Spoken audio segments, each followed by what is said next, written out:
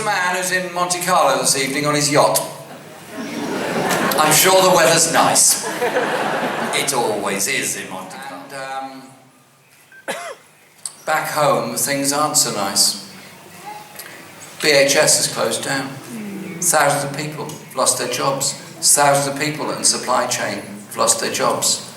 The profits went to a tax haven. The pension fund is in problems. The public used our public ownership share of these banks to make them work in a responsible way.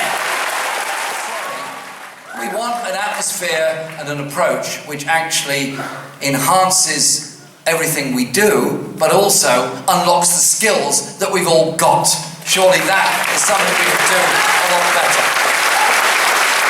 So we put forward those ideas, and therefore we've launched Workplace 2020, led by Ian Lavery, which is about developing a wholly different approach to rights at work come the general election of 2020 or sooner. And that would include the rights of self-employed as well as employed people, because everyone can be exploited in all kinds of circumstances.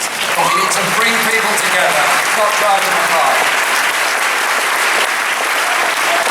The issues that we face of inequality are not just of income level and of poverty.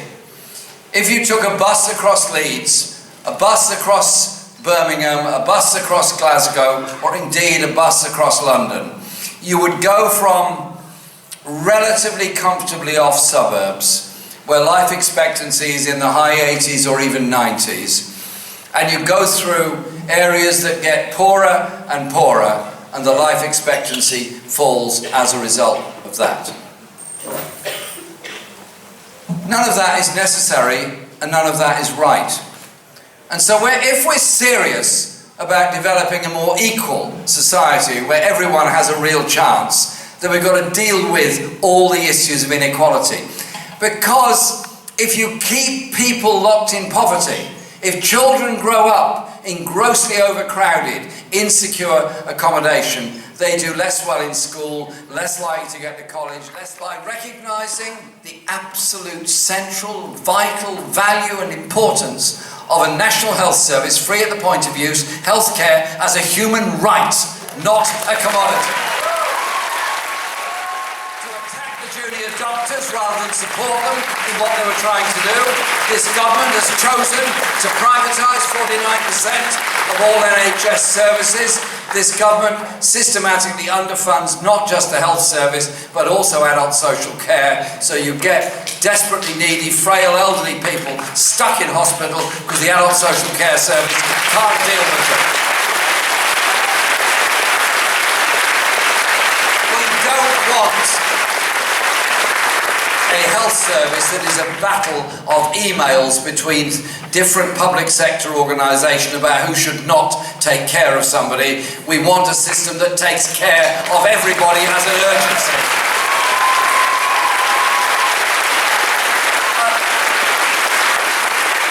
If they're allowed to carry on as they are, the underfunding will continue, the queues will lengthen, the waiting times and waiting lists will lengthen, and those that can afford it will be tempted more and more into private medicine. The restrictions on expensive medicines on the NHS will get deeper and deeper, and suddenly you'll wake up one day and find the NHS is not the first port of call for every one of us, but the health service of last resort for those that can't afford to go.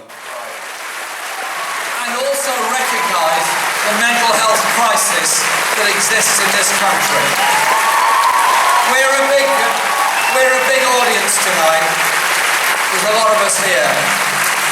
A lot of us here. There's several thousand people here tonight. 1 in 4 of us, at some point in our lives, is going to go through a mental health crisis, a stress crisis. We might be lucky. We might have a very understanding partner, family, friends who will look after us, and help us get through it and recognise it is something that could happen to anybody. We might have a good system locally that will help us get through. But then again, we might not.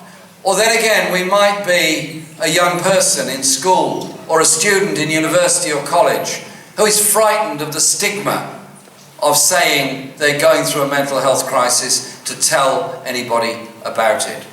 We've got to change the language, the mood music and the approach towards the mental health movement that brings in real protection, real security and real regulation in the private rented sector. And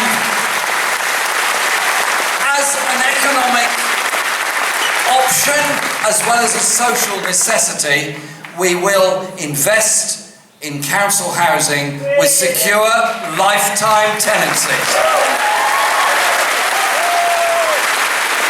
so that we turn our backs on this whole Tory agenda and we task local authorities with the resources and the need to support and accommodate the homeless that exist and sleep on our streets all over this country. There is something deeply wrong about that. And I simply say to those who are relatively well off, living a fairly secure life, got a decent place to live, nice job and everything else, people say to me, well, how do you ever appeal to them? What's Labour ever offering to them? I simply say to this, if you're well off and you're doing okay, fine. When we do things together, when we work together, when we campaign together, when we turn a piece of wasteland and disused land into a park, we will and must achieve something very, very different within our society. And so whilst at one level this is an election for the leadership of the Labour Party, a position I'm very proud and honoured to have and will continue to have, I hope, with your support, it's also about how we do our politics in society, how we represent those that have entrusted us. But in reality, we're all representatives, we're all leaders. We're leaders in our community, our workplace, our church, our mosque, our temple, our synagogue, our community centre, wherever else we can lead ideas, lead debate and lead discussion. It's that common endeavour that founded our unions. It's that common endeavour that founded our party. It's that common endeavour that gave us the NHS, the welfare state and so much else. So let's not allow these Tories to destroy all the things that we've achieved. Let's bring that sense of common endeavour, purpose and unity together to achieve the kind of society where the next generation is inequality and injustice within our society and ignores the environmental needs of our country and indeed of the whole planet. Let's be together, strong together, imaginative together, powerful